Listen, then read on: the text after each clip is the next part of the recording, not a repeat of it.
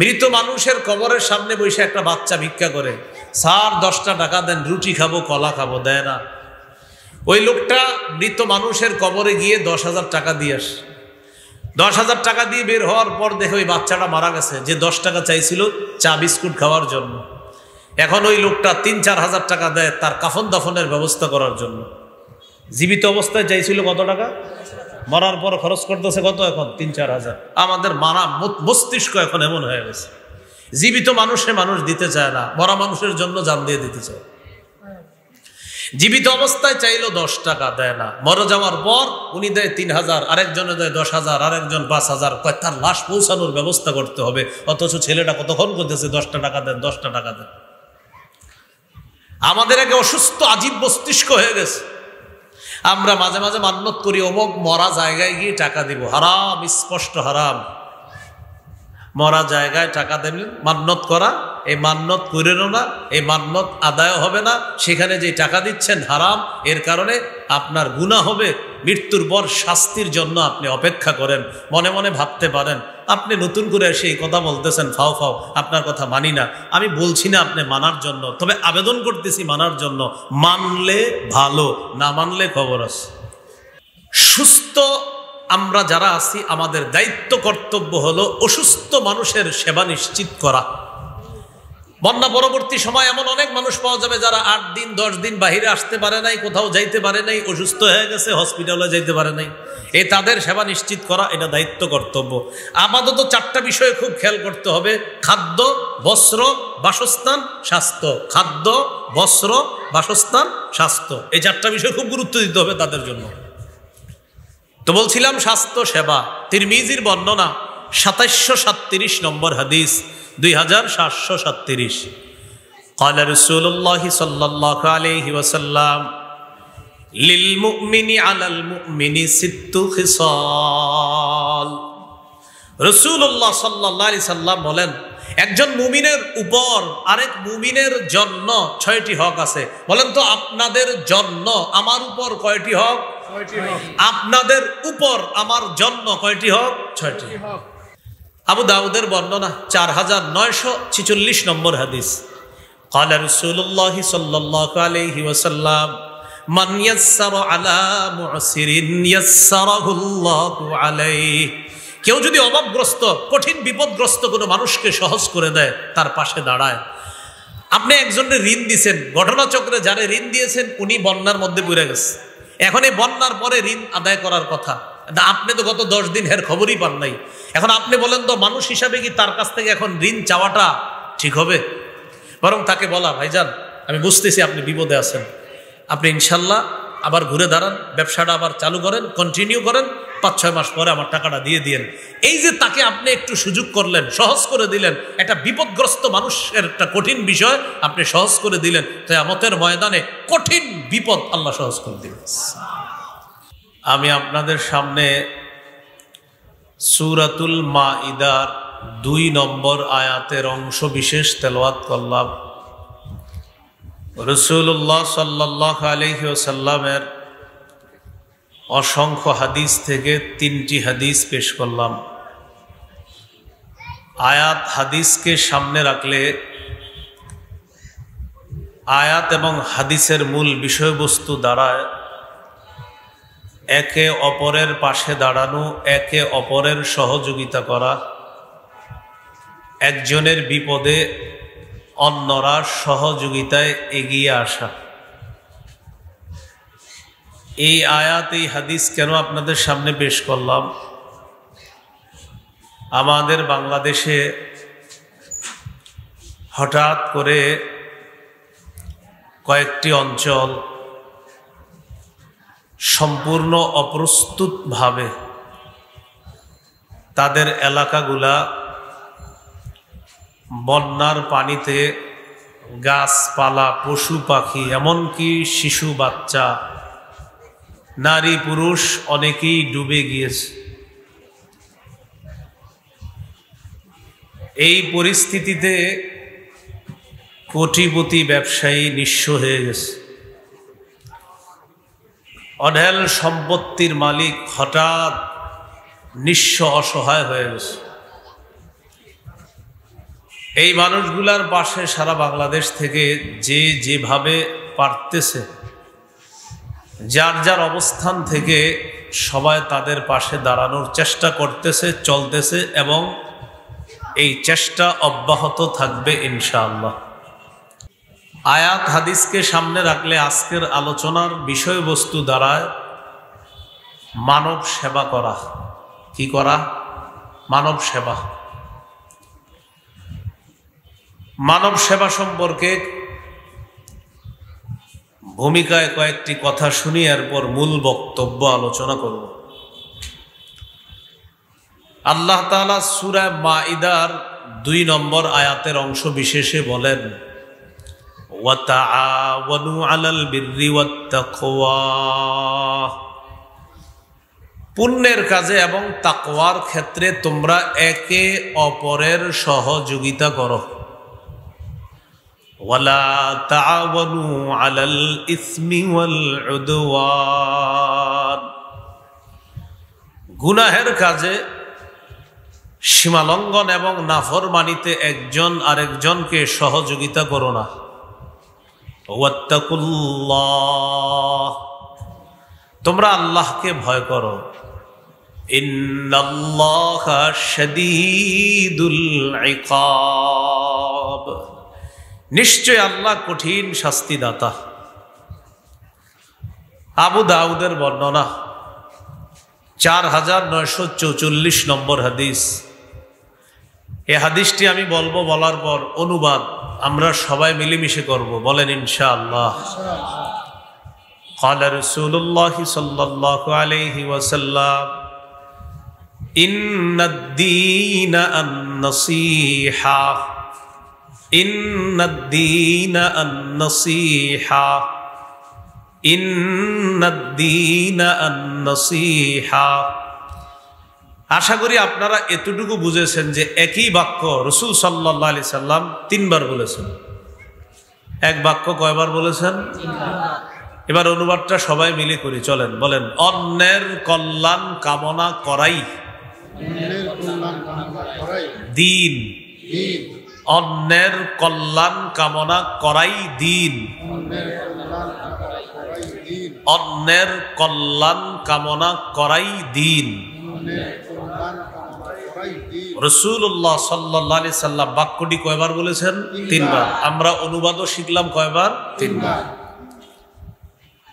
সহিহ বুখারীর বর্ণনা 57 নম্বর হাদিস।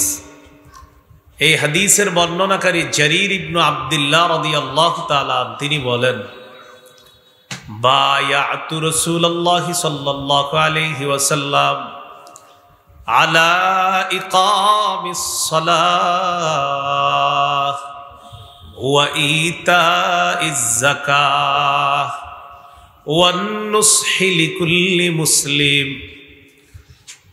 রাসূলুল্লাহ সাল্লাল্লাহু আলাইহি সাল্লামের সাহাবী জারীর ইবনে আব্দুল্লাহ রাদিয়াল্লাহু তাআলা আনহু বলেন, আমি নবীজি সাল্লাল্লাহু আলাইহি সাল্লামের কাছে বায়াত হলাম এই মর্মে, আলা ইকামিস সালাহ, আমি নামাজ কায়েম করব, ওয়া ইতাইজ যাকাহ, আমি যাকাত আদায় করব, ওয়ান নুসহি লিকুল্লি মুসলিম, আমি প্রত্যেক মুসলমানের কল্যাণকামী হব, কল্যাণ কামনা করব, এই শর্তে নবীর কাছে আমি বায়াত হলাম। তাহলে প্রত্যেক মুসলমানের কল্যাণ কামনা করা আমার, আপনার, আমাদের সকলের দায়িত্ব, কর্তব্য। আল্লাহ এই কর্তব্য পালন করার তৌফিক দান করেন। আমিন। সহিহ মুসলিমের বর্ণনা 2699 নম্বর হাদিস, 2699 নম্বর হাদিস। মোট হাদিস সংখ্যা হবে 3033টা। قال رسول الله صلى الله عليه وسلم, রাসূলুল্লাহ সাল্লাল্লাহু আলাইহি ওয়াসাল্লাম বলেন, আল্লাহু ফি আউনিল আবদি মা কানাল আবদু ফি আউনি আখি। অনুবাদটা কত সুন্দর, একটু মন দিয়ে শোনেন। রাসূলুল্লাহ সাল্লাল্লাহু আলাইহি সাল্লাম বলেন, বান্দা যতক্ষণ তার অন্য ভাইয়ের সাহায্য করবে ঠিক ততক্ষণ আল্লাহ তাকে সাহায্য করতেই থাকবেন। বান্দা যতক্ষণ অন্যকে সাহায্য করতে থাকবে ততক্ষণ আল্লাহ তাকে সাহায্য করতে থাকবেন। তাহলে এই নেকির কাজ আমরা সবাই করব তো ইনশাআল্লাহ। আল্লাহ করার তৌফিক দান করেন। প্রশ্ন এসে যায়, আমার যদি সামর্থ্য না থাকে তাহলে আমি কি করব? প্রথম কথা হলো, আপনার সামর্থ্য 2 টাকা ছিল, 2 টাকাই সহযোগিতা করছে। কথার কথা কারো যদি এমন অবস্থা হয় তার 2 টাকারও সামর্থ্য নাই, তিনি কি করবে? তিনি মুখ দিয়ে 2-4টা ভালো কথাও তো বলার সামর্থ্য রাখে। বন্যার্থ মানুষগুলোর জন্য আপনাদের এমন কারো কাছে যদি কেউ সাহায্যের জন্য আসে, ভাই বানভাসী মানুষগুলোর জন্য একটু সহযোগিতা করেন। যদি আপনি সহযোগিতা করতে না পারেন তখন আপনি বলবেন, ভাই আমি তো পারলাম না। আপনি কাজ করেন, ওই জায়গায় যাবেন, যাওয়ার পরে তার কাছে একটু চান, আশা করি ভালো একটা অ্যামাউন্ট তার কাছ থেকে পেতে পারেন। এর মানে আপনি নিজে দিতে পারেন নাই, কিন্তু একজনের ব্যাপারে আপনি রাস্তা দেখায় দিছেন, সঠিক একটা জায়গা বলে দিছেন যে এখানে গেলে কিছু পাবেন ইনশাআল্লাহ। তাহলে মুখ দিয়ে আপনি শুধু রাস্তা দেখায় দিছেন, যেখানে গেলে সঠিকভাবে সেখান থেকে কিছু অনুদান পাওয়া যাবে, এই রাস্তা দেখায় দিছেন। হাদিসের ভাষ্য অনুযায়ী আপনি দান না করেও, আপনি কোনো অর্থ তাদেরকে সহযোগিতা না করেও, শুধুমাত্র রাস্তা দেখায় দেওয়ার কারণে তারা তার কাছে যাওয়ার পর যে সাহায্য সহযোগিতা পাবে, সেই সাহায্য সহযোগিতা করার কারণে তিনি যেই সওয়াব পাবেন, আপনি রাস্তা দেখায় দেওয়ার কারণেও সেই পরিমাণ সওয়াব পাবেন। কি শিখলাম? নিজে না পারলেও রাস্তা দেখায় দিব, বলেন ইনশাআল্লাহ।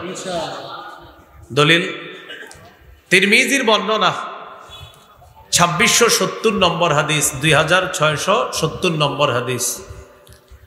قال رسول الله صلى الله عليه وسلم, রাসূলুল্লাহ সাল্লাল্লাহু আলাইহি সাল্লাম এই হাদিসের মধ্যে বলেন, ইন্নাদ দাল্লা আলাল খাইরি কাফাইলিহি। হাদিসের অনুবাদটা করার আগে পুরো হাদিসটা শুনে নিই। হাদিসের বর্ণনাকারী আনাস ইবনু মালিক রাদিয়াল্লাহু তাআলা তিনি বলেন, আন্না রাজুলান আতান নবিয়্য সাল্লাল্লাহু আলাইহি ওয়াসাল্লাম ইস্তাহমিলু। এক ব্যক্তি রাসূলুল্লাহ সাল্লাল্লাহু আলাইহি সাল্লামের কাছে আসলেন বাহন চাওয়ার জন্য। বাহনের উপরে চড়বে, এই বাহন চাওয়ার জন্য। তো নবীজির কাছে এসে বললেন, হুজুর আমার একটা বাহন লাগবে, বাহনে চড়বো, আমি জিহাদের ময়দানে যাব। ফালাম ইয়াজিদ ইনদাহু মা ইয়াতাহাম্মালু। নবীজি তাকে দেওয়ার মতো কোনো বাহন দিতে পারলেন না। নবীজির কাছে কোনো বাহন ছিল না তাকে দেওয়ার মতো। ফাদাল্লাহু আলা আখার। রাসূলুল্লাহ সাল্লাল্লাহু আলাইহি ওয়াসাল্লাম তাকে রাস্তা দেখায় দিলেন। নবীজি বলে দিলেন, অমুকের কাছে যাও, যাওয়ার পর আমার কথা বলবা, আশা করা যায় সে তোমার বাহনের ব্যবস্থা করবে। নবীজি দেন নাই, বলে দিলেন অমুকের কাছে যাও, সেখানে গেলে আশা করি বাহনের ব্যবস্থা হবে। তিনি গেলেন, যাওয়ার পর সত্যি সত্যি ওই ব্যক্তি তাকে বাহনের ব্যবস্থা করে দিচ্ছে। ফাতান নবী সাল্লাল্লাহু আলাইহি ওয়াসাল্লাম ফাআখবারা। বাহন নিয়ে লোকটি আল্লাহর নবীর কাছে আসলেন, আসার পর বললেন, ইয়া রাসূলুল্লাহ, অমুক ব্যক্তির কাছে আপনি পাঠালেন, যাওয়ার পর আমি সত্যি তার কাছে বাহন পেয়ে গেছি। নবীজি বললেন, ইন্নাদ দাল্লা আলাল খাইরি কাফাইলিহি। ওই ব্যক্তি তোমাকে বাহন দিয়ে যেই সওয়াব পেয়েছে, আমি রাস্তা দেখায় দেওয়ার কারণে সেই সওয়াব পেয়ে গেছি। নবীজি কি শিখাইলেন? যে আমি বাহন দিতে পারি নাই, তো এমন একটা জায়গার কথা বলেছি যেখানে গেলে তুমি বাহন পাবা, আর সত্যি সত্যি পেয়ে গেছো, আমি রাস্তা দেখিয়ে দেওয়ার কারণে সেই সওয়াব পেয়ে গেছি। এবার আমার সাথে বলেন, কল্যাণের রাস্তা দেখিয়ে দিলে সেই কল্যাণকর কাজ যদি ওই ব্যক্তি করে, আল্লাহ তাআলা কল্যাণের রাস্তা দেখিয়ে দিয়েছে যিনি, কল্যাণকারীর মতোই তাকেও আল্লাহ সওয়াব দান করবেন। আমি রাস্তা দেখাইছি, উনি করছে, উনি করে যে সওয়াব পাবে, আমি রাস্তা দেখাই সে সওয়াব পাবে। এবার আমরা মূল আলোচনায় যাই। এতক্ষণ আমরা ভূমিকা জানলাম, এবার আমরা শিরোনামটা কিন্তু প্রথমে ঠিক করেছিলাম, আপনাদের মনে আছে কিনা? আজকের আলোচনার শিরোনাম কি? মানব সেবা। বলেন কি শিরোনাম? মানব সেবা। মানব সেবার অনেক খাত আছে। আজকে আপনাদের সামনে 10টি খাত নিয়ে আমরা আলোচনা করব। কয়টি খাত? 10টি। প্রথমে আমি 10টি খাত বলি, একদম মন দিয়ে শুনবেন। মানব সেবার 1 নম্বর খাত এতিম লালন পালন করা। 2 নম্বর খাত বিধবা অসহায় নারীর সহায়তা প্রদান করা। 3 নম্বর খাত দুস্থ অসহায় দরিদ্র মানুষের সেবা করা। 4 নম্বর খাত রোগীর সেবা শুশ্রূষা করা। 5 নম্বর খাত প্রতিবেশীর খোঁজখবর নেওয়া। বিশেষ করে এই বানভাসী মানুষ যারা এখন, তাদের কোটিপতি প্রতিবেশীরা, তারা যারা বানভাসী হয়ে গেছে, বন্যা কবলিত হয়ে গেছে, কোটিপতি প্রতিবেশীদের দায়িত্ব কর্তব্য এখন বেশি করে তাদের খোঁজখবর নেওয়া। 6 নম্বর কর্জে হাসানা দেওয়া, ঋণ দেওয়া, কর্জে হাসানা। 7 নম্বর ত্রাণ বিতরণ করা। ত্রাণের নামটা আমরা ওই এলাকায় যদি ত্রাণ নিয়ে যাই, ট্রাকের সামনে ত্রাণ না লিখে লিখবো হাদিয়া বিতরণ। কি লিখবো? হাদিয়া। যেমন আপনার নারায়ণগঞ্জ যুব সমাজের পক্ষ থেকে হাদিয়া বিতরণ। কি লিখবো? হাদিয়া বিতরণ। 1 নং বাবুরাইল যুব সমাজের পক্ষ থেকে হাদিয়া বিতরণ। ত্রাণ না লিখে লিখবো কি? হাদিয়া। 8 নাম্বার শরণার্থীদেরকে নিরাপদ আশ্রয় কেন্দ্রের ব্যবস্থা করা।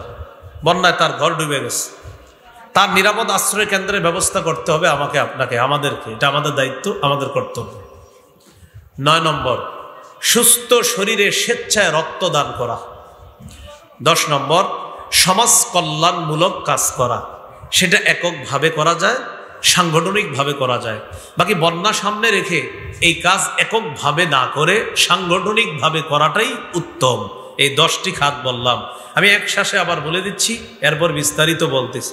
এতিম লালন পালন করা, অসহায় বিধবা তাদেরকে সহায়তা প্রদান করা। 3 নম্বর দুস্থ অসহায় দরিদ্রদের সেবা করা। 4 নম্বর রোগীদের সেবা শুশ্রূষা করা। 5 নম্বর প্রতিবেশীর খোঁজখবর রাখা।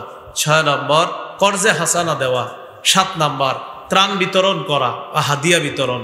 8 নম্বর শরণার্থীদেরকে নিরাপদ আশ্রয় কেন্দ্রের ব্যবস্থা করে দেওয়া।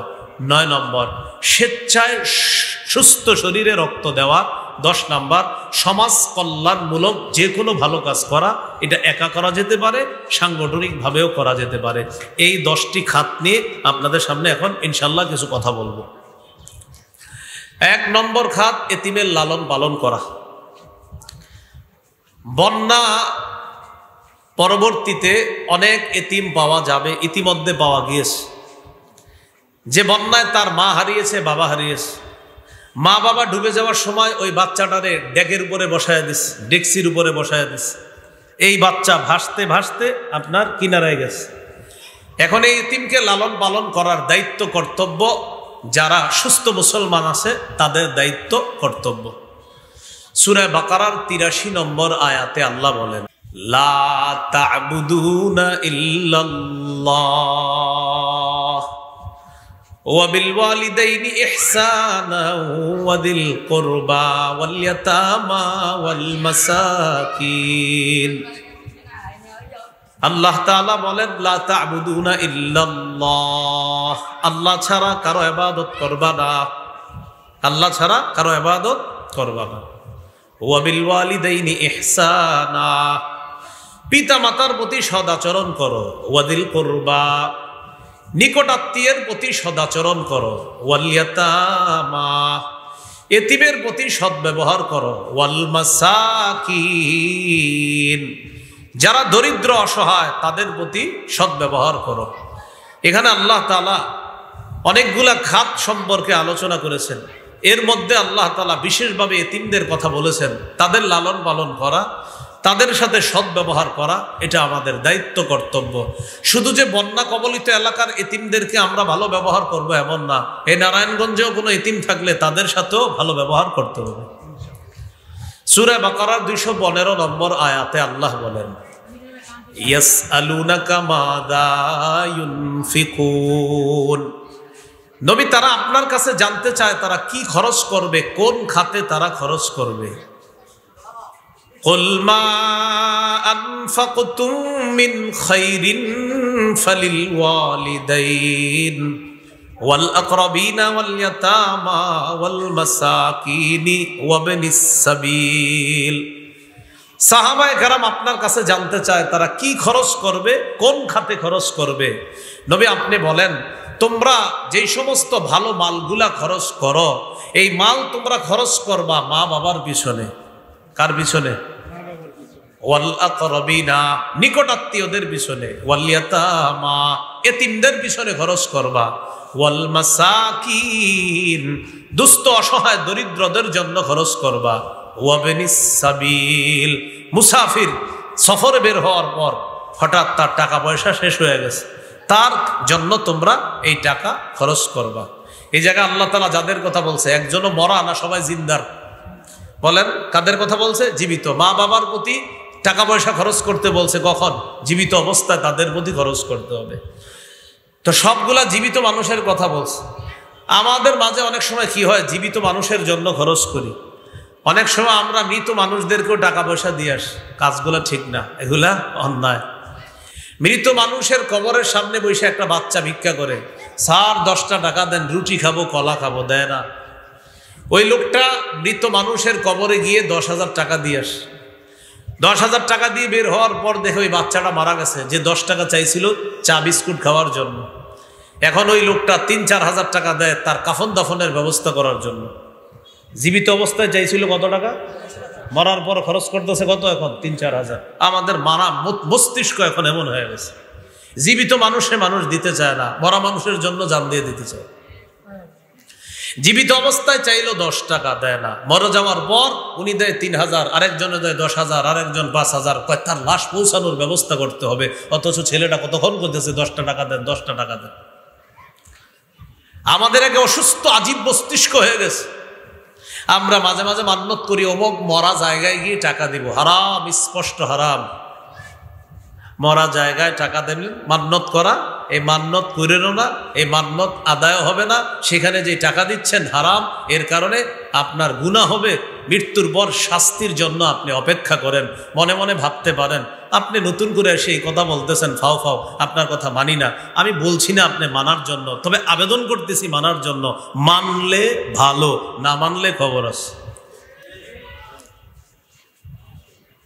তো বলছিলাম এতিমদের জন্য টাকা পয়সা খরচ করতে বলছে আল্লাহ তাআলা।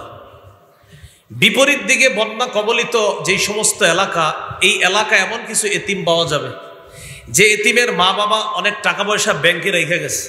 তো বলেন তো স্বাভাবিকভাবে এই টাকা পয়সাগুলো এখন পাবে কে? ওই সন্তান, শিশু সন্তান। এলাকার কিছু হোমলা চোমলা নেতা খেতারা কি করবে, তারে টার্গেট করে যে এই এতিমের দায়িত্ব নিতে হবে। কেন? বড় হলে ছলে বলে কৌশলে ওর থেকে যেন কিছু হাতিয়ে নেওয়া যায়। এই জাতীয় অসুস্থ মস্তিষ্ক আর দুশ্চরিত্রের কিছু মানুষও পাওয়া যায়। এদেরকে হুঁশিয়ার করে আল্লাহ সূরা নিসার 10 নম্বর আয়াতে বলেন, ইন্নাল্লাযীনা ইয়াকুলুনা আমওয়ালাল ইয়াতামা যুলমা ইন্নামা ইয়াকুলুনা ফি বুতুনিহিম নারা ওয়া সায়াসলাউনা সাঈরা। যারা অন্যায়ভাবে এতিমের সম্পদ পেটে ঢুকায়, এতিমের সম্পদ যারা অন্যায়ভাবে খায়, তারা পেটের মধ্যে আগুন ঢুকায়, আগুন খায়।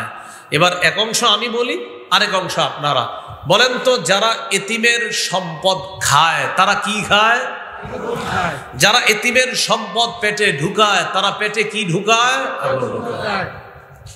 ওয়া সায়াসলাউনা সাঈরা, সত্তর অচিরেই তারা প্রজ্বলিত আগুন জাহান্নামে প্রবেশ করবে। বলি নাউযুবিল্লাহ। আবার আঙ্গুলের দিকে তাকান, এই 2 আঙ্গুল দেখেন, হালকা একটু ফাঁকা আছে মাঝখানে, ঠিক না?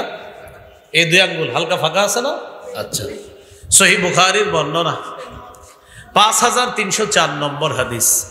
ক্বালা রাসূলুল্লাহ সাল্লাল্লাহু আলাইহি ওয়াসাল্লাম আনা ওয়া কাফিলুল ইয়াতীমি ফিল জান্নাতি হাকাযা ওয়া আশারা বিস সাব্বাবাতি ওয়াল উসতা ওয়া ফাররাজা বাইনাহুমা। রাসূলুল্লাহ সাল্লাল্লাহু আলাইহি ওয়াসাল্লাম তর্জনী এবং মধ্যম আঙ্গুলে ইশারা করে আল্লাহ নবী দুই আঙ্গুল এইভাবে ফাঁকা করে বলেন, আমি এবং এতিমের লালন পালনকারী এইভাবে পাশাপাশি জান্নাতে থাকবো। পাশাপাশি জান্নাতে থাকবো। এতিম লালন পালন করা অনেক বড় ফজিলতের কাজ। আপনার ভাই মারা গেছে, ভাতিজা এতিম হয়ে গেছে, তারা লালন পালন করবেন নেকির আশায়, সওয়াবের আশায়। এই নিয়তে লালন পালন করবেন না যে বড় ভাইয়ের কিছু সম্পত্তি আছে, ভাতিজারে দেখি কোনোভাবে লালন পালন করে ভাইয়ের সম্পত্তিগুলা ছিনিয়ে নেওয়া যায় কিনা। এই জাতীয় লোক কিন্তু নারায়ণগঞ্জ না থাকলেও বাংলাদেশে আছে। আল্লাহ বুঝার তৌফিক দান করেন। এখানে আছে, এখানে তো আরো বড় ধরনের আছে। এমনি ছোটখাটো আছে কিনা জানি না, এমনি বড় ধরনের আছে। আপনার হাজী সাহেব স্টাইলে আপনাদের সম্পদ ছিনতাই করবে, আপনার পাগড়ি স্টাইলে ছিনতাই করবে, আর বুঝাবে যে আমি নামাজ পড়ি এত রাকাত তত রাকাত, কিন্তু আপনার সম্পদ ছিনতাই করে নিয়ে যাবে। এটা কথা সারা জীবন মনে রাখবেন। জালেমকে যদি জালেম না বলেন, জালেমের জুলুমকে যদি জুলুম না বলেন, আপনার পরবর্তী প্রজন্ম নিশ্চিত বিপদের মধ্যে ঠেলে দিচ্ছেন। এ কথা লিখে রাখেন সাদা কাগজে, কথা সারা জীবন মনে রাখবেন। আল্লাহ তাআলা বলেছেন, ওয়ালা তারকানু ইলাল্লাযীনা যালামু, জালেমদের প্রতি ঝুঁকবা না, ফাতামাসসাকুমুন নার, আগুন তোমাদেরকে স্পর্শ করবে যদি জালেমের প্রতি ঝুঁকে যাও। সবাই বলেন, জালেম হব না, জুলুম করব না, জালেমের প্রতি ঝুঁকবো না, জালেমের সহযোগী হব না। কটা কথা বললাম?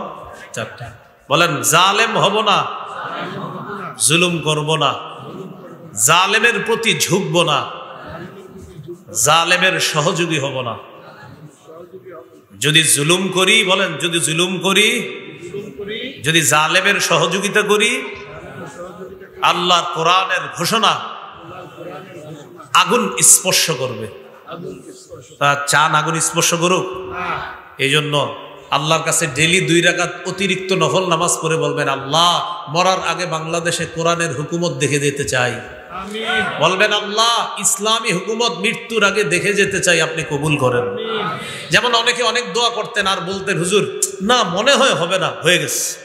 ঠিক এরকম দোয়া করতে থাকবেন, আল্লাহ মরার আগে ইসলামী হুকুমত দেখে যেতে চাই, আপনার মনে হবে না না হবে না, হঠাৎ দেখবেন হয়ে গেছে। 20 বছর আগে দুনিয়াবাসী মনে করছে আফগানিস্তান, না না না হবে না, হয়েই গেল। হয়ে যাওয়ার পর গত 3 বছরে আফগানিস্তান সারা দুনিয়াবাসীরে বুঝাই দিছে, তোমাদেরকে গোনার টাইম নাই। কিসের টাইম নাই? অমুক দেশ কয় তাদেরকে স্বীকৃতি দিব না, আফগানিস্তান কয় তো সমস্যা কি, দিও না। অমুক দেশ কয় তোমাদের ওটা বন্ধ করে দিব, আফগানিস্তান কয় সমস্যা নেই।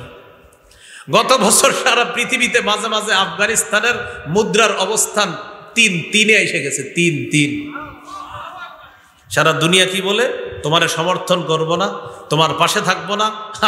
আফগানিস্তান কয় কিচ্ছু লাগবে না, তোমরা থাকা লাগবে না, আল্লাহ থাকলে হবে। আল্লাহ কথাগুলা বুঝার তৌফিক দান করেন। তো বলছিলাম, ভাইয়ের সন্তান ভাতিজাকে আপনি এই নিয়তে লালন পালন করবেন না। তুই বড় হ, আস্তে আস্তে বড় হ, বড় হ, বড় হ। নিয়ত তোর আব্বার যে সম্পদ ভাতিজারে, এগুলো আমার নিতে হবে, এই নিয়তে সন্তান ভাতিজাকে লালন পালন করবেন না। ইখলাসের সাথে লালন পালন করবেন, নবীর পাশাপাশি জান্নাতে থাকবেন। মুসনাদে আহমদের বর্ণনা 1905 নম্বর হাদিস। قال رسول الله صلى الله عليه وسلم من ضم يتيما بين أبوين مسلمين حتى يستغني عنه وجبت له الجنة البتة। রাসূলুল্লাহ সাল্লাল্লাহু আলাইহি ওয়াসাল্লাম বলেন, কোন ব্যক্তি যদি এমন কোন এতিম লালন পালন করে যে এতিম তার মুসলিম বাবাকে হারিয়েছে, মুসলিম মাকে হারিয়েছে, কোন ব্যক্তি যদি এমন এতিমকে লালন পালন করে যেই এতিম সন্তান তার মুসলিম বাবাকে হারিয়েছে, মুসলিম মাকে হারিয়েছে, আল্লাহ নবী বলেন কতদিন লালন পালন করবা? যতদিন সে সামর্থ্যবান না হয়, স্বাবলম্বী না হয়, ততদিন যদি তুমি এমন কোন এতিমকে লালন পালন করতে পারো, ওয়াজাবাত লাহুল জান্নাহ আলবাত্তাতা, নবী বলেন অবধারিতভাবে তার জন্য জান্নাত ওয়াজিব হয়ে যায়।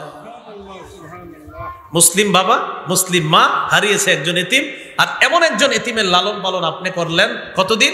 যতদিন সে চলতে না পারে, স্বাবলম্বী না হয়, বুঝতে না শিখে, ততদিন আপনি লালন পালন করছেন শুধু রবকে খুশি করার জন্য। রাসূলুল্লাহ সাল্লাল্লাহু আলাইহি সাল্লাম বলেন তার জন্য অবধারিতভাবে জান্নাত ওয়াজিব হয়ে যায়। মনে থাকবে তো কথাগুলো ইনশাআল্লাহ। এই গেল মানব সেবার 1 নম্বর খাতের আলোচনা। ওলামা হযরত ছাড়া অন্যরা বলেন 2 নম্বর খাত কি ছিল? হ্যাঁ, মাশাআল্লাহ, বিধবাদেরকে সহায়তা প্রদান করা। কারে সহায়তা প্রদান করা? বিধবা।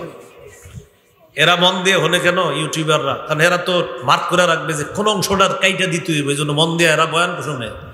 এই জন্য আপনার কিছু কিছু জায়গা কাইটা কাইটা দিতে হবে, তো তাই মন দিয়া শোনে। আপনারা একটু মন দিয়া শুনেন। 2 নম্বর, বিধবাকে সহায়তা প্রদান করা। বন্যা পরবর্তীতে এমন অসংখ্য নারী পাওয়া গিয়েছে, আরো যাবে, যে নারী তার স্বামী হারিয়েছে, আবার অনেক পুরুষ তার স্ত্রীকে হারিয়েছে। আমরা আল্লাহর কাছে আশাবাদী, যে পুরুষ তার বিবিকে হারিয়েছে তিনি ইনশাল্লাহ অচিরে ঘুরে দাঁড়াবে। আমরা আল্লাহর কাছে এটা আশাবাদী, পুরুষ হিসাবে তিনি কষ্ট করে চেষ্টা করে আবার ঘুরে দাঁড়াবে ইনশাআল্লাহ। কিন্তু একজন নারী এতটা সহজ না তিনি আবার ঘুরে দাঁড়াতে পারেন, কারণ তিনি দুর্বল। তিনি একজন পুরুষের মতো সক্ষমতা রাখেন না। এই জন্য একজন বিধবা নারী, তাকে সহায়তা প্রদান করা, তার যথাযথ সম্মান মর্যাদা রেখে রক্ষা করে তাকে সহায়তা প্রদান করা, এটা আমার আপনার আমাদের সকলের দায়িত্ব, কর্তব্য। আল্লাহর রাস্তায় জিহাদ করার ফজিলত কম না অনেক বেশি? সারা রাত তাহাজ্জুদ পড়ার ফজিলত কম না বেশি? সারাদিন নফল রোজা অবিরত রাখার ফজিলত কম না অনেক বেশি? কয়টা ফজিলতের কথা বললাম? 3টা। জিহাদের ফজিলত, সারা রাত নামাজ পড়ার ফজিলত, সারাদিন রোজা রাখার ফজিলত। এবার হাদিস শোনেন, সহিহ বুখারীর বর্ণনা 5353 নম্বর হাদিস, 5353, 5353। قال رسول الله صلى الله عليه وسلم الساعي على الأرملة والمسكين كالمجاهد في سبيل الله أو القائم الليل الصائم النهار। কোন ব্যক্তি যদি অসহায় বিধবা নারীকে সহায়তা প্রদান করার জন্য এগিয়ে যায়, মুজাহিদ আল্লাহর রাস্তায় জিহাদ করলে যে সওয়াব, তাহাজ্জুদ আদায়কারী সারা রাত তাহাজ্জুদ পড়লে যে সওয়াব, নফল সিয়াম পালনকারী সারাদিন নফল রোজা রাখলে যেই সওয়াব, শুধু বিধবাকে সহায়তা প্রদান করলে আল্লাহ তার আমলনামায় সেই সওয়াব দিয়ে দেয়। জিহাদের সওয়াব, সারা রাত নফল নামাজের সওয়াব, সারাদিন নফল রোজা রাখার সওয়াব। এই জন্য ভানবাসী মানুষগুলোর মধ্যে যারা বিধবা, যথাযথ সম্মান মর্যাদা রেখে যারা কাজ করতেছে, আরো করবে, অব্যাহত থাকবে ইনশাল্লাহ। এখন শুকাইতেছে আস্তে আস্তে, এখন আরো অনেক কাজ এসে গেছে, আপনার বাড়ি করে দেওয়া, ঘর করে দেওয়া। আলহামদুলিল্লাহ, ওলামায়ে কেরাম যথাসাধ্যভাবে তারা সহ আমাদের দেশের সর্বস্তরের জনগণ একসাথে কাজ করতেছে, আলহামদুলিল্লাহ। 3 নম্বর খাত কি ছিল? অসহায় দুস্থ দরিদ্রদের সেবা করা। আলহামদুলিল্লাহ, সর্বশ্রেণীর মানুষ অসহায়দের পাশে দাঁড়াচ্ছে। কিন্তু একটা কথা আপনারা সবাই স্বীকার করতে হবে, সেটা হলো এদেশে যে কোনো দুর্যোগে সর্বপ্রথম ওলামায়ে কেরাম ঝাঁপিয়ে পড়ে। এই কথাটাকে আপনারা সবাই স্বীকার করতেছেন? তবে এবারের বন্যাকে কেন্দ্র করে সারা বাংলাদেশ এক হয়ে গেছে, এবং এই সারা বাংলাদেশ এক হওয়াটা কেমন যেন আমি ভালো ভালো কিছু স্বপ্ন দেখতেছি ভবিষ্যতে। অতীতেও দুর্যোগ হয়েছে, কিন্তু সারা বাংলাদেশ এক হয়ে গেছে এমন হয় নাই। কিন্তু এই বন্যাকে কেন্দ্র করে মুসলমানদের পাশাপাশি হিন্দু, বৌদ্ধ, খ্রিস্টানরা সহ সবাই এক হয়ে গেছে। কেমন যেন বাংলাদেশ জানান দিতেছে ষড়যন্ত্র করে লাভ নাই, ভবিষ্যতে ঝামেলা করলে সবাই মিলে মোকাবেলা করবে, লাভ হবে না। এরা মুসলমান সহ সবাই জানান দিতেছে যে দেখো, বিপদে সারা বাংলাদেশের সবাই এক, আমরা কোনো বিপদে ফেলাইতে চেষ্টা করবা, সবাই এক হয়ে যাবে। এই জায়গায় যে ঠিক বলছেন, এই ভবিষ্যতে এই মানসিকতা রাখবেন ইনশাল্লাহ। তাহলে এই বন্যা কেন্দ্র করে এক হয়ে গেছে, আমরা দোয়া করব এই একতাটা যেন আল্লাহ টিকায় রাখে। শুধু একতা যদি ঠিক থাকে তাহলে খবর আছে, কিন্তু কি খবর আছে বলেন? বাতিলদের খবর আছে। বলেন কাদের? বাতিলদের খবর আছে। আল্লাহ বুঝার তৌফিক দান করেন। দুস্থদেরকে সহায়তা প্রদান করা মানে জান্নাতের ঘাটি অতিক্রম করা। সূরা বালাদের 14 থেকে 16 নম্বর আয়াতে আল্লাহ তাআলা বলেন, আও ইতআমুন ফি ইয়াউমিন যী মাসগাবা ইয়াতীমান যা মাকরাবা আও মিসকিনান যা মাতরাবা। ক্ষুধার দিনে মানুষকে খাওয়ানো, নিকটাত্মীয় এতিমকে খাওয়ানো, ভুলণ্ঠিত অভাবগ্রস্ত মানুষকে খাওয়ানো মানে হলো আল্লাহর জান্নাতের ঘাটি অতিক্রম করা। অভাবীকে খাওয়ানো, এতিমকে খাওয়ানো, ভুলণ্ঠিত অভাবগ্রস্তদেরকে খাওয়ানো মানে জান্নাতের ঘাটি অতিক্রম করা। এই জাতীয় নেকির কাজে আমরা সবাই স্বতঃস্ফূর্তভাবে অংশগ্রহণ করার তৌফিক দান করেন। বিপরীত দিকে অভাবগ্রস্তদের পাশে যদি না দাঁড়াই, আল্লাহ না করেন, এটা জাহান্নামে যাওয়ার কারণ হতে পারে, বলি নাউজুবিল্লাহ। দলিল সূরা মুদ্দাসসিরের 42 থেকে 44 নম্বর আয়াতে আল্লাহ তাআলা বলেন, জান্নাতীরা জাহান্নামীদেরকে প্রশ্ন করবে। কারা? জান্নাতীরা জাহান্নামীদেরকে প্রশ্ন করবে, মা সালাকাকুম ফি সাকার। আচ্ছা, তোমাদেরকে কোন জিনিস জাহান্নামে প্রবেশ করালো? জাহান্নামে আসার কারণ কি? কি অপরাধ করছো তোমরা? জাহান্নামী মানুষগুলা জবাব দিবে, ক্বালু লাম নাকু মিনাল মুসাল্লিন, আমরা নামাজ পড়তাম না। ওয়া লাম নাকু নুতঈমুল মিসকিন, অসহায় ক্ষুধার্ত মানুষদেরকে আমরা খাওয়াইতাম না, দুস্থ মানুষদেরকে খাওয়াতাম না। সহিহ বুখারীর বর্ণনা 12 নম্বর হাদিস, আন্না রাজুলান সাআলান নাবিয়্য সাল্লাল্লাহু আলাইহি ওয়াসাল্লাম আইয়ুল ইসলামি খায়রুন ইয়া রাসূলুল্লাহ। এক ব্যক্তি রাসূলুল্লাহ সাল্লাল্লাহু আলাইহি সাল্লামকে জিজ্ঞাসা করলেন, ইসলামের কোন রীতিনীতি সবচেয়ে উত্তম? فقال رسول الله صلى الله عليه وسلم تطعم الطعام, ক্ষুধার্তকে খাবার খাওয়ানো, এটা ইসলামের শ্রেষ্ঠ রীতিনীতির অন্তর্ভুক্ত হয়ে যায়। ক্ষুধার্তকে খাবার খাওয়ানো। আলেমদেরকে আপনারা দাওয়াত দিয়ে কত আইটেম করেন? 15-20, হ্যাঁ, কত আইটেম করি আমরা আলেমদেরকে দাওয়াত দিই। অথবা কোটিপতি আত্মীয় স্বজনকে দাওয়াত দিই, কত আইটেম করি। ছেলের বিয়ে, মেয়ের বিয়েতে তাদেরকে দাওয়াত দিয়ে কত আইটেম করি। ক্ষুধার্ত মানুষকে দাওয়াত দিয়ে খাওয়াইছেন এমন কয়জন পাওয়া যাবে সমাজে বলেন? যে আপনি কানে কানে একজন গরিবকে বললেন, আগামী শুক্রবার জুমার নামাজের পর তুমি তোমার পরিবার নিয়ে আমার বাসায় আসবা, তোমার দাওয়াত। তো ওই গরিব মানুষটা মনে করবে কি, যে উনি মনে হয় দরজার মধ্যে বসায় কিছু খাওয়াই দিবে। সাধারণত তো এটাই মনে করে, কারণ আপনি তো তাকে সাধারণত দরজায় বসায় হয়তো মাঝে মাঝে 1 প্লেট ভাত দিয়েছেন, ভাতের সাথে মাছ গোস্ত দিয়ে দিচ্ছেন, নাও না এখানে বসে খায় বলো। গরিবকে মাঝে মাঝে কানে কানে বলবেন, আগামী শুক্রবার জুমার পর তোমার পরিবার সহ আমার বাসায় দাওয়াত। কেমন দাওয়াত? আমারে দাওয়াত দিয়ে যেমন ভাবে দাওয়াত দিবেন ঠিক তাকে এইভাবে দাওয়াত দিবেন। আপনি কোটিপতি আত্মীয়কে যেভাবে দাওয়াত দিতেন তাকে এইভাবে দাওয়াত দিয়ে তাদেরকে যেখানে বসায় খাওয়াইতেন তাকেও সেখানে বসায় খাওয়াবেন। বিশ্বাস করেন, এই হঠাৎ খুশি হয়ে যাওয়াতে আপনার জন্য জান্নাত ওয়াজিব হয়ে যাবে। উনি তো কল্পনা করতে পারবে না, এত ধনী মানুষ আমাকে দাওয়াত দিয়া তার ঘরে ওই জায়গায় বসাইছে যেখানে অন্যদেরকে বসায়। তো বলছিলাম ভাই, আমরা সমাজে না আলেমদেরকে বা কোটিপতিদেরকে বা আত্মীয়দেরকে খাওয়ানোর প্রচুর লোক আছে, ক্ষুধার্ত মানুষকে খাওয়ানোর লোক কয়জন পাওয়া যাবে বলেন? এই জন্য ক্ষুধার্ত মানুষকে খাওয়ানো এটা ইসলামের শ্রেষ্ঠ রীতিনীতির অন্তর্ভুক্ত। আল্লাহ এই আমলটা আমাদেরকে বেশি করার তৌফিক দান করেন। তো আমরা আলোচনায় ছিলাম কোনটা? 3 নম্বর খাত, দুস্থ অসহায় মানুষদের খাবার খাওয়ানো, তাদের খাদ্য ইত্যাদির ব্যবস্থা করে দেওয়া। তো আমি আশাবাদী নারায়ণগঞ্জ থেকে ইতিমধ্যে অনেক কাফেলা গেছে ওখানে, তো হয়তো আরো যাবে। তো যাই হোক, গিয়েছে বা আপনারা এখান থেকেও তাদের জন্য কিন্তু সহযোগিতা পাঠাতে পারেন। আল্লাহ তৌফিক দান করেন। 4 নম্বর খাত, মানব সেবার। সুস্থ আমরা যারা আছি, আমাদের দায়িত্ব কর্তব্য হলো অসুস্থ মানুষের সেবা নিশ্চিত করা। বন্যা পরবর্তী সময় এমন অনেক মানুষ পাওয়া যাবে যারা 8 দিন 10 দিন বাহিরে আসতে পারে নাই, কোথাও যাইতে পারে নাই, অসুস্থ হয়ে গেছে, হসপিটালে যাইতে পারে নাই। এই তাদের সেবা নিশ্চিত করা এটা দায়িত্ব, কর্তব্য। আপাতত 4টা বিষয়ে খুব খেয়াল করতে হবে: খাদ্য, বস্ত্র, বাসস্থান, স্বাস্থ্য। খাদ্য, বস্ত্র, বাসস্থান, স্বাস্থ্য, এই 4টা বিষয়ে খুব গুরুত্ব দিতে হবে তাদের জন্য। তো বলছিলাম স্বাস্থ্য সেবা। তিরমিজির বর্ণনা 2737 নম্বর হাদিস, 2737।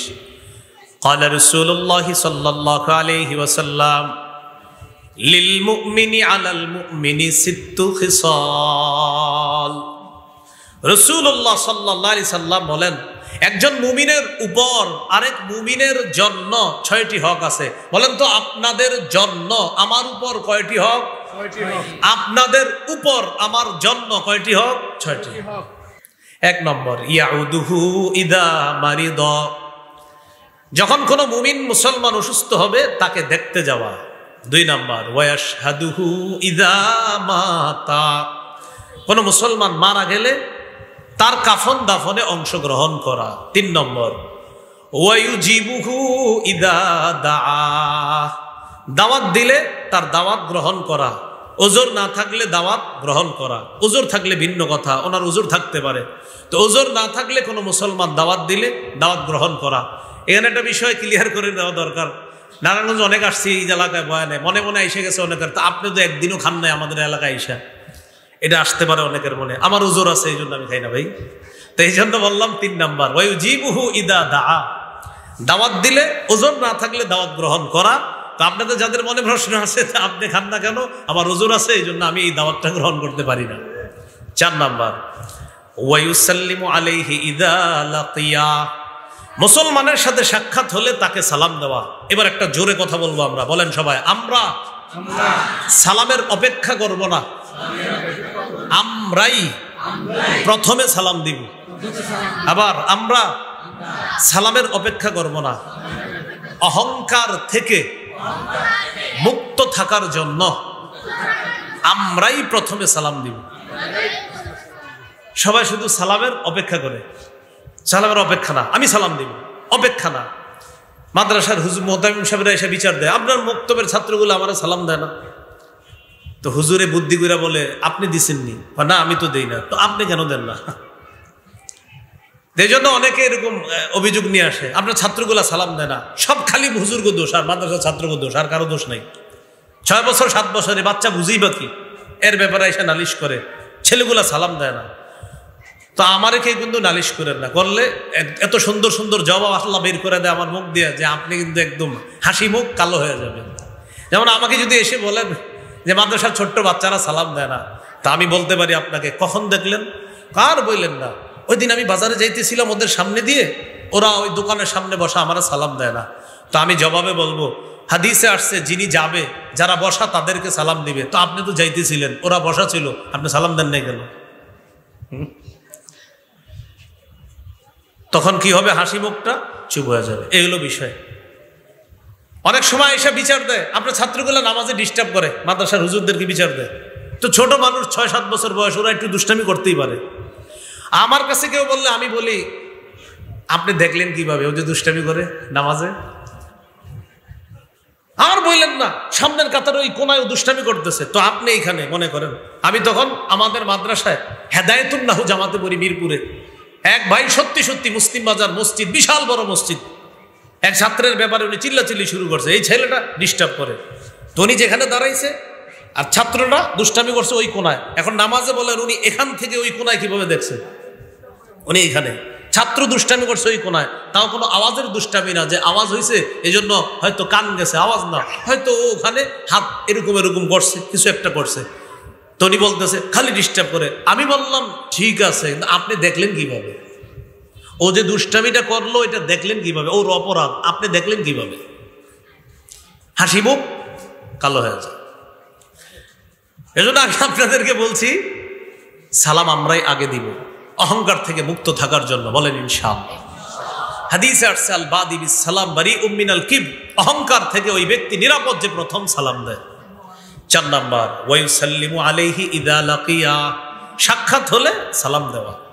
5 নাম্বার, ওয়ায়ুশাম্মিতুহু ইদা আতাসা, হাঁচি দেওয়ার পর মুসলমান বলবে আলহামদুলিল্লাহ, আপনি জবাবে বলবেন ইয়ারহামুকাল্লাহ।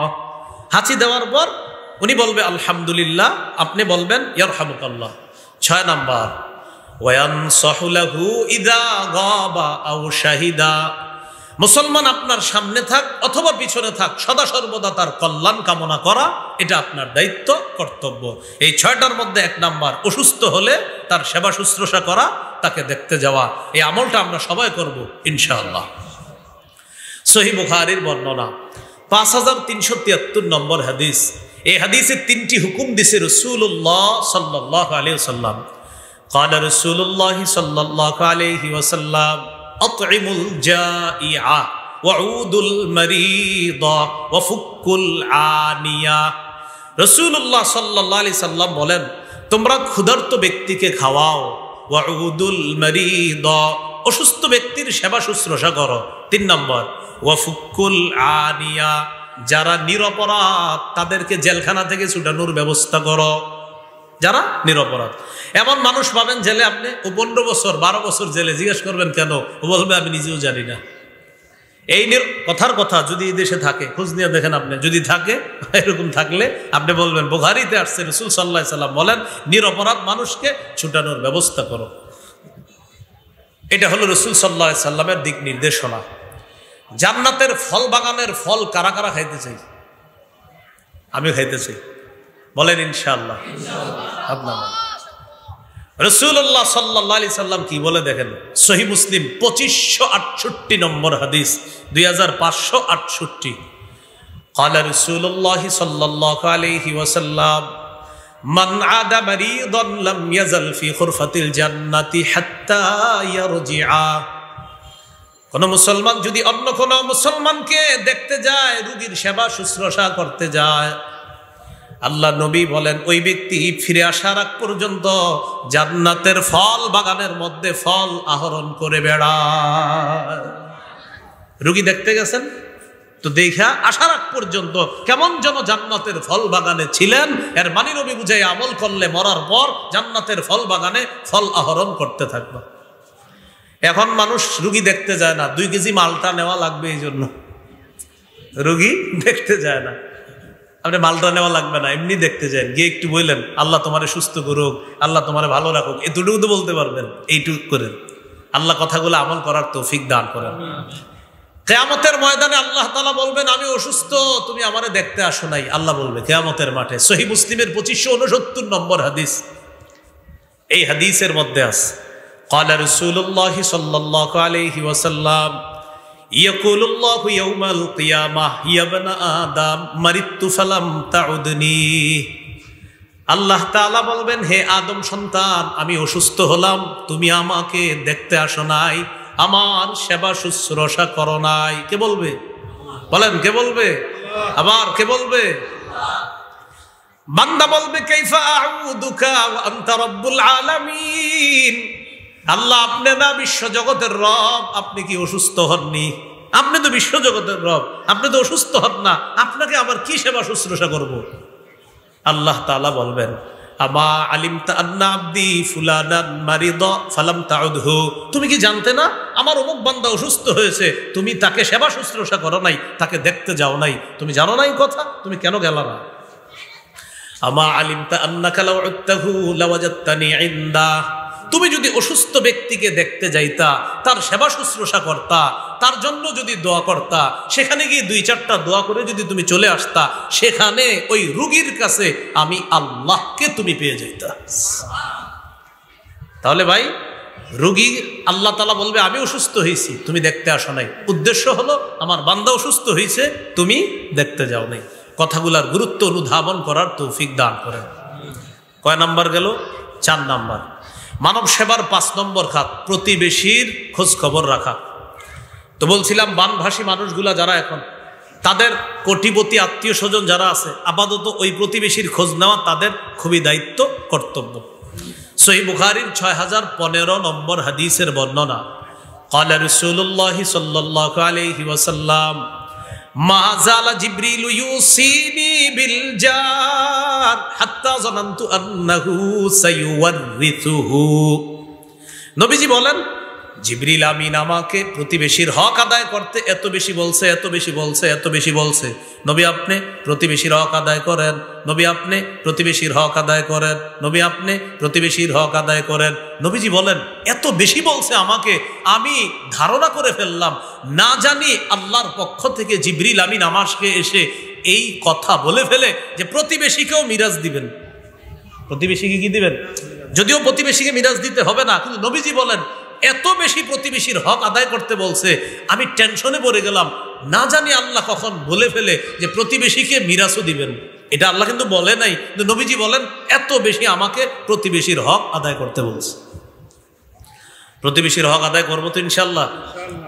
দুই পাশে বাড়ি বানান না, যেমন আপনারা প্রতিবেশীর বাড়ি একতলা, আপনি বাড়ি বানাইছেন 6 তলা। রাসূলুল্লাহ সাল্লাল্লাহু আলাইহি সাল্লামের হাদিস প্রমাণ করে তুমি যে 6 তলা বাড়ি বানায়া আমার উম্মতের বাতাস বন্ধ করলা, আমি নবী কিন্তু কাজটা পছন্দ করিনি। কি হইল বিষয়টা? জায়েজ আছে, আপনি 6 তলা বাড়ি বানানো জায়েজ আছে। নবীজি বলতেছেন তুমি বাড়ি বানাবা আমার উম্মতের বাতাস বন্ধ করবা, না না বিষয়টা আমি নবীর ভালো লাগে নাই। তাহলে কি করবেন? আপনি বড় বাড়ি বানানোর আগে প্রতিবেশীর সাথে একটু কথা বলবেন, ভাইজান আমি তো একটা বাড়ি বানাবো, আমার 2-3টা সন্তান, 3-4 তলা করতে হবে, আপনার বাড়ি এখন 1 তলা, আমার বাড়িটা 3 তলা করলে আপনার তো এই পাশের বাতাস বন্ধ হবে, আপনি অনুমতি দিলে বাড়ি বানাইতে পারি। উনি অবাক হবে, আশ্চর্য হবে, দোয়াও করবে। উনি জিজ্ঞাসা মনে আপনাকে জিজ্ঞাসা করবে ভাইজান আপনার বাড়ি আপনি বানাবেন, আমার কাছে জিজ্ঞাসা করার কি আছে? তখন আপনি বলবেন হাদিসে আসছে আমি বাড়ি বানানোর জন্য আপনার বাতাস বন্ধ না করি, তাই আপনার কাছ থেকে আগে থেকে মাপ চাইতে আসছি। উনি খুশি হবে, উনি দোয়া করবে, উনি বলবে আপনি বাড়ি বানান। তো এটা কিন্তু নাজায়েজ না, আপনি বাড়ি বানান জায়েজ আছে, কিন্তু নবীজি বলতেছেন যে তুমি বাতাস বন্ধ করবা, না না বিষয়টা না আমার পছন্দ হয় নাই। তাহলে এটা কতটা গুরুত্বপূর্ণ কথা, আল্লাহ আমাদেরকে বুঝার তৌফিক দান করেন। প্রতিবেশী সম্পর্কে আমার লম্বা একটা আলোচনা আছে, যারা এই জায়গায় আমার বয়ান দেখেন শুনেন, এই আলোচনাটা একটু সার্চ দিয়ে শুনে নেবেন বা এদের কাছেও পাইবেন। এই আলোচনা প্রতিবেশী সম্পর্কেই লম্বা একটা আলোচনা আছে, আলোচনাটা ইনশাল্লাহ একটু মন দিয়ে দেখে নিন, যেমন আমরা মূল আলোচনায় চলে যাই। রাসূলুল্লাহ সাল্লাল্লাহু আলাইহি সাল্লাম বলেন প্রতিবেশী সম্পর্কে আমাকে এত বেশি বলছে, আমি ভেবে ফেললাম, ধারণা করে ফেললাম না জানি প্রতিবেশীকে উত্তরাধিকার বানায় দেয়। প্রতিবেশীর হক আমরা যেন আদায় করতে পারি, আল্লাহ তৌফিক দান করেন। সহিহ মুসলিমের 46 নম্বর হাদিস, এই হাদিসের অনুবাদটা আমি আপনাদেরকে সাথে নিয়ে করব, বলেন ইনশাআল্লাহ।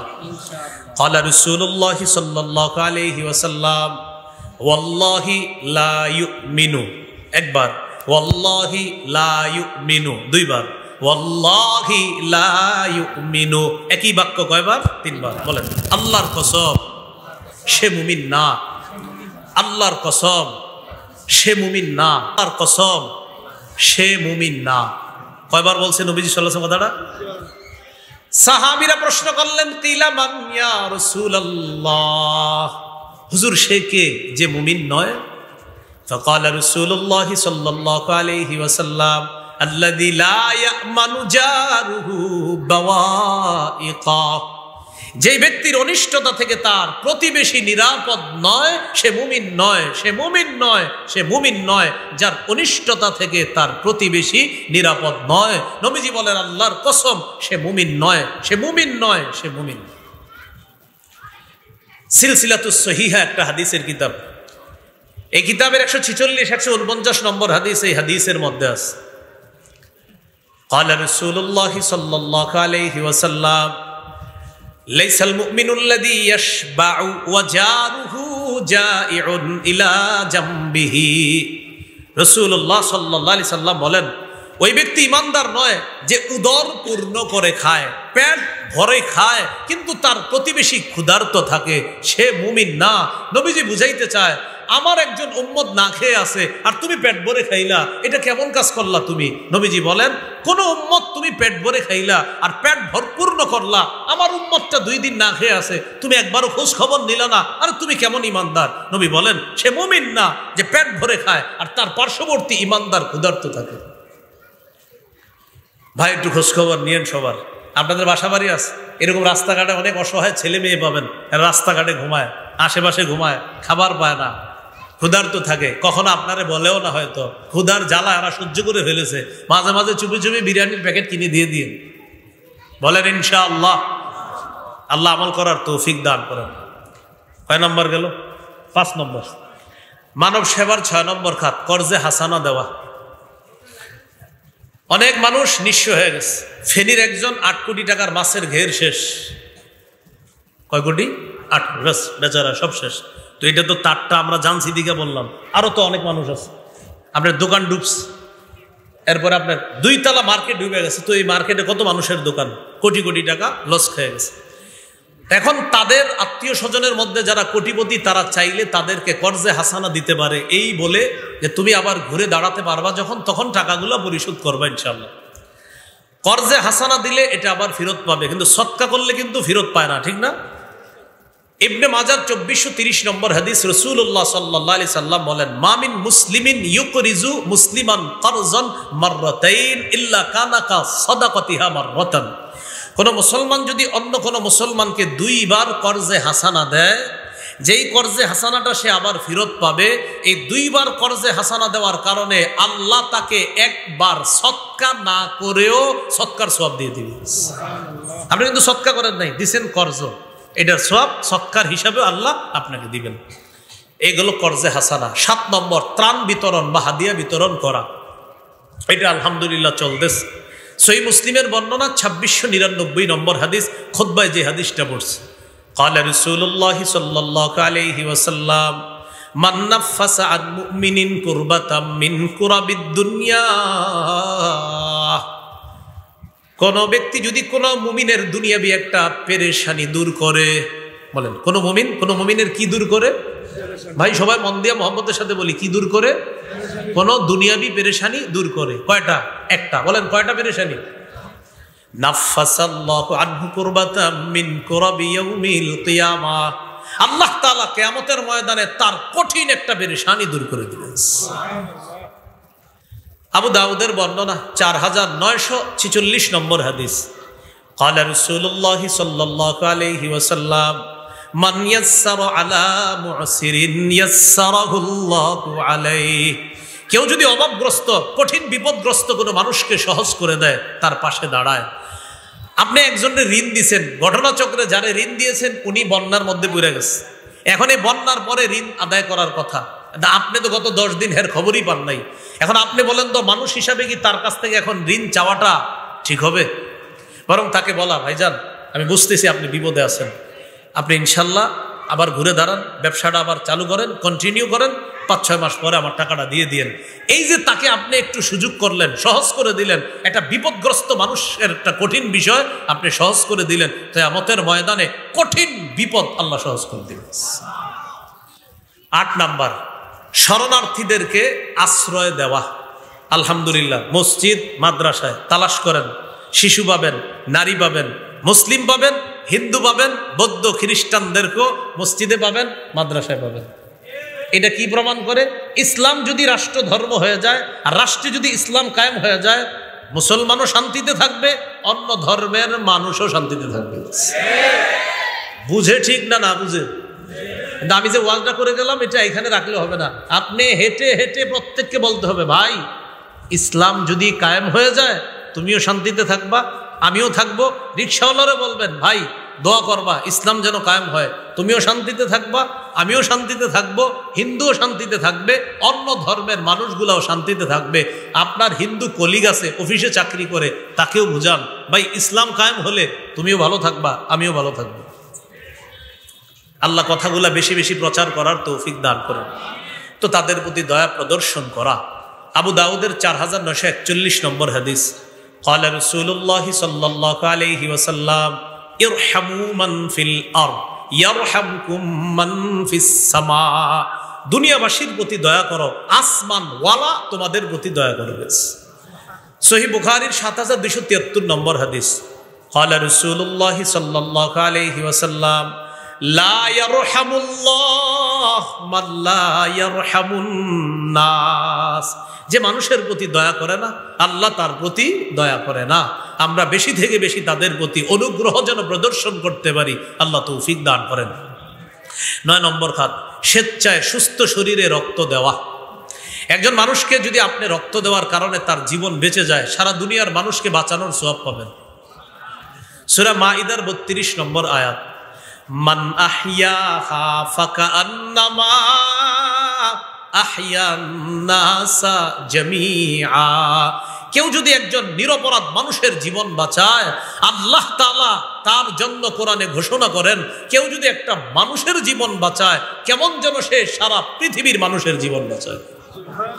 বিপরীত দিকে কেউ যদি একটা নিরপরাধ মানুষকে হত্যা করে, ফাকান্নামা কাতালান নাসা জামিআ, সে কেমন যেন সারা পৃথিবীর মানুষকে হত্যা করে। হত্যা, নৃশংসতা থেকে আমাদের এই দেশ দেশের মানুষকে আল্লাহ হেফাজত করেন।